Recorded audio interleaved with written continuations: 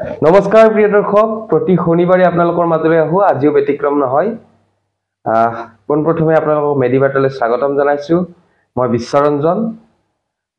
আজি আপোনালোকক কম ষ্ট্ৰোক এটা সিৰিজ চলি আছে আমাৰ, বুনষ্ট্ৰম ষ্টেজেছ অফ ষ্ট্ৰোক।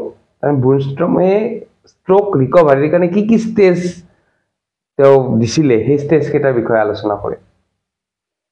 প্ৰথম ষ্টেজ যেটো বুনষ্ট্ৰমে দিছিলে সেইটো আছিল ফ্লেচিডিটি। ফ্লেচিডিটি কি জানেনে? ফ্লেচিডিটি হৈছে যে আমাৰ হস্পিটেলৰ পৰা যে ষ্ট্ৰোক হৈ পেলাই আহিব, এই লিম্বখন এটা ফাল লৰাব নোৱাৰা হৈছে, ধৰি লওক উঠাব নোৱাৰে, একো কৰিব নোৱাৰে, গধুৰ হৈ আছে। সেই ষ্টেজটো আমি ফ্লেচিডিটি ষ্টেজ বুলি বুনষ্ট্ৰমে কৈছিলে। সেই ষ্টেজত আমি কি কৰিব লাগিব ৰিকভাৰীৰ কাৰণে? আমি কেনেকৈ ৰিকভাৰী কৰিম সেই ষ্টেজটো? সেই ষ্টেজটো ৰিকভাৰী কৰিবৰ কাৰণে যেহেতু তেওঁ এইটো একো কৰিবই নোৱাৰে, উঠাব নোৱাৰে, তেওঁ কি কৰিব লাগিব? প্ৰথম আমি কৰিব লাগিব কি positioning. Positioning is most important the flaccidity stage. Flaccidity ষ্টেজত আমি পজিশনিং কৰিব লাগিব। তেওঁৰ হাতখন ধৰি লওক যাতে ডিফৰ্ম নহয়, যাতে মাসলবিলাক ঠিকে থাকে, তাৰ কাৰণে কি কৰিব লাগিব? ধৰি লওক গাৰুত মই আগত দিছো এটা ভিডিঅ' আপোনালোকক কেনেকৈ পজিশনিং কৰিব লাগিব। পিছৰ পৰ্যায়ত আৰু বিশদভাৱে মই ভিডিঅ' দিম পজিশনিঙৰ ওপৰত। কিন্তু পজিশনিং ইজ মোষ্ট ইম্পৰ্টেণ্ট। মই আগৰ ভিডিঅ'টো চাই ল'ব, তলত ডেছক্ৰিপশ্যনত দি দিম। সেই ভিডিঅ'টোৰ মতে আপুনি পজিশনিংটো কৰাব, বা আপুনি এজন ওচৰৰ ফিজিকেল মেডিচিন বা ফিজিঅ'থেৰাপিষ্ট ডক্তৰ বা নিউৰলজিষ্টৰ সহায় ল'ব পাৰে। আৰু মেইনলি ফিজিকেল মেডিচিনৰ ডক্তৰসকল বা ফিজিঅ'থেৰাপিষ্ট, অকুপেশ্যনেল থেৰাপিষ্টসকলে আপোনাক কি কৰিব? পজিশনিঙৰ ওপৰত আপোনাক ক'ব আৰু সেইমতে আপুনি পজিশনিংটো কৰাব। তাৰপিছত সেই ষ্টেজতে আৰু এটা কাম আহে, এজন অভিজ্ঞ ফিজিঅ'থেৰাপিষ্টৰ দ্বাৰা আপুনি কি কৰিব লাগিব? তেওঁক পেছিভ মুভমেণ্ট কৰিব লাগিব। ধৰি লওক এই মুভমেণ্টটো কৰিলে হাতখন উঠাব লাগিব লাহে লাহে। এইবিলাক জেণ্টেলি, এগ্ৰেছিভলি নহয়, জেণ্টেলি কৰিব লাগিব, যাতে কি হয় এই মুভমেণ্টটো কৰাৰ লগে লগে কি হ'ব? ব্ৰেইনত নিউৰোপ্লাষ্টিচিটি হ'ব। যি অঞ্চলত চেলবিলাক মৰি গৈছিলে তাক ৰিজেনেৰেট কৰাৰ কাৰণে কি হ'ব? নিউৰোপ্লাষ্টিচিটি বুলি কয়, এইটোক নিউৰোপ্লাষ্টিচিটি হ'ব। যিমানে মুভমেণ্ট কৰিব এই ষ্টেজত, যিমানে পেছিভ মুভমেণ্ট কৰিব, যেনেকৈ মুভমেণ্ট কৰিব সেইমতে কি হ'ব? আমাৰ নিউৰোপ্লাষ্টিচিটি হ'ব। তেতিয়া আমাৰ সেই নিউৰোপ্লাষ্টিচিটি মানে কি? ডেভেলপমেণ্ট হোৱাৰ ষ্টাৰ্ট হ'ল আৰু ষ্ট্ৰোক ৰিকভাৰী পিনে গৈ আছে।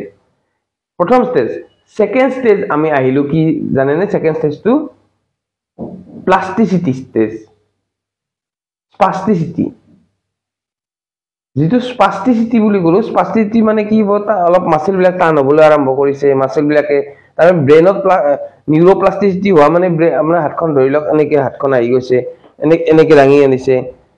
তাৰমানে এই ষ্টেজত কি হয়? এই মুভমেণ্টবিলাক আৰম্ভ হৈছে ব্ৰেইনৰ পৰা, কিন্তু প্ৰপাৰ ধৰণে হোৱা নাই, প্ৰপাৰ হোৱা নাই। মাসলে এক্টিভ হৈ গৈছে, বেছি হাইপাৰ এক্টিভ হৈ গৈছে। মাসলটো ধৰি লওক কোনো আপুনি ধৰি লওক এটা বস্তু এটা ধৰিব নোৱাৰে এইটো ষ্টেজত, কিন্তু আপুনি হাতখন এনেকৈ কপাই আনিব পাৰে, হাতখন আনিব পাৰিব। সেইটো স্পাষ্টিচিটি ষ্টেজ, ছেকেণ্ড ষ্টেজ। এইটো ষ্টেজতো আমি মুভমেণ্ট কৰি পেলাই সেই স্পাষ্টিচিটিটো আৰু ডেভেলপ কৰিব লাগিব। বিভিন্ন আপুনি বিশদভাৱে আজি মই নকওঁ, এইটো ক্ষেত্ৰত আপোনাৰ নিয়াৰেষ্ট যিজন আপোনাৰ ফিজিঅ'থেৰাপিষ্ট বা অকুপেশ্যনেল থেৰাপিষ্ট বা নিউৰলজিষ্ট, তেখেতসকলে ভালকৈ আপোনাক বুজাই দিব পাৰিব এই ষ্টেজটোৰ বিষয়ে, এই ষ্টেজটোত কি কৰিব লাগিব, কি কৰিব নালাগিব। বিশেষকৈ exercise is most important, physiotherapy is most important, occupational therapy is most important এইটো ষ্টেজত। তাৰপিছত আপোনাৰ আহি গ'ল এইটো ইনক্ৰিজ স্পাষ্টিচিটি, ইনক্ৰিজ হৈ যায়। যেতিয়া আপুনি এই ষ্টেজ এক্সাৰচাইজবিলাক কৰি আছে, তেতিয়া স্পাষ্টিচিটিটো ইনক্ৰিজ হৈ যায়। কাৰণ যিটো প্লাষ্টিচিটি, ব্ৰেইনত যিটো চেলবিলাকৰ মাজত নিউৰোপ্লাষ্টিচিটি হৈ আছে, সেইটো ডেভেলপ হৈ গৈ আছে। সি বেছিকৈ মুভমেণ্ট কৰিব পৰা হৈছে, ঠিক আছে, হাতখন এনেকৈ নিব পৰা হৈছে, কিন্তু সেই মুভমেণ্টটো প্ৰপাৰ হোৱা নাই, আমাৰ ফাইন মটৰ হোৱা নাই। মুভমেণ্ট হৈছে, তাৰ মাসলটো সি ভলেণ্টাৰী কণ্ট্ৰল নাই মাসলটোৰ, সি যেনেকৈ তেনেকৈ মুভমেণ্ট কৰিছে, এইটো ইনক্ৰিজ হৈ গৈছে। তাৰপিছত লাহে লাহে পিছৰ ষ্টেজত কি হ'ব? ডিক্ৰিজ হ'ব, ডিক্ৰিজ স্পাষ্টিচিটি। স্পাষ্টিচিটি ডিক্ৰিজ হ'ল স্পাষ্টিচিটি ডিক্ৰিজ হোৱাৰ লগে লগে এগেইন আমি কি কৰি আছো এই থিওৰি মতে আমাৰ যিবিলাক নিউৰো ডেভেলপমেন্ট প্ৰসেস এইবিলাক আমি কৰি আছো কৰি থকাৰ পিছত স্পাষ্টিচিটি ডিক্ৰিজ হৈ আছে ভাল লক্ষণ তাৰ মানে আমাৰ নিউৰোপ্লাস্টিচিটি ব্ৰেইনত হৈ আছে আৰু সেই কাৰণে আমাৰ স্পাষ্টিচিটি কমি আহিছে তাৰ পিছত আমাৰ মিনিমাম হৈছে স্পাষ্টিচিটি পিছৰ ষ্টেজত মিনিমাম স্পাষ্টিচিটি হ'ল মিনিমাম স্পাষ্টিচিটি এটো হ'ল মিনিমাম স্পাষ্টিচিটিৰ পাছত পিছৰ পৰ্যায়টোত আহিল আপোনাৰ নো স্পাষ্টিচিটি নাই আৰু কোঅৰ্ডিনেচন আহিছে ধৰিলক কোঅৰ্ডিনেচন আহিছে আমি এটা ধৰিব দিলো তেও ধৰিব পৰা হৈছে এনে আনিব পৰা হৈছে এনেকে ধৰিলক আনি ইয়াত থব পৰা হৈছে এটো স্পাষ্টিচিটি কমি গল তেও সেই পেসেঞ্জাৰৰ ৰিকভাৰি ষ্টেজত 6 নম্বৰ ষ্টেজ আহি গল স্পাষ্টিচিটি তেও কমি গল তেও এনেকে আমি মুভমেন্ট বিলাক তথাপি ফাইন মটৰ আহা নাই মুভমেন্ট বিলাক আমি কৰাব লাগিব বিভিন্ন ধৰণৰ অকুপেশনাল থেৰাপি কৰাব লাগিব সেই সময়ত এডিএল তেও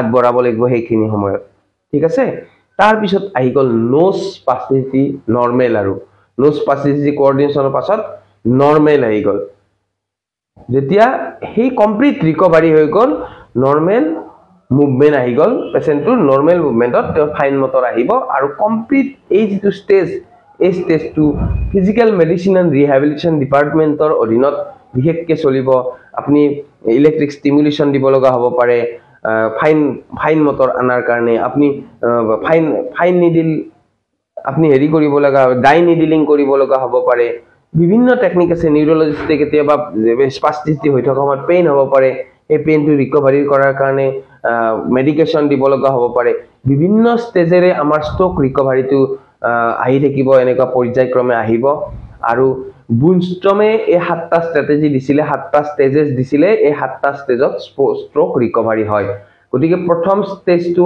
আপোনালোকে মনত ৰাখিব হেতু ষ্টেজত যেটো ষ্টেজ প্ৰথম ষ্ট্ৰোক ৰিকভাৰি প্ৰথম ষ্টেজ সেই ষ্টেজত পজিশনিং ইজ মোস্ট ইম্পৰ্টেন্ট আৰু এজন অভিজ্ঞ ফিজিঅথেৰাপিষ্টৰ দ্বাৰা আপুনি আপোনাৰ পেসিভ মুভমেন্ট বিলাক সেই সময়ত কৰিব লাগিব ঠিক আছে আজিলৈ বিদায় মাগিছো ধন্যবাদ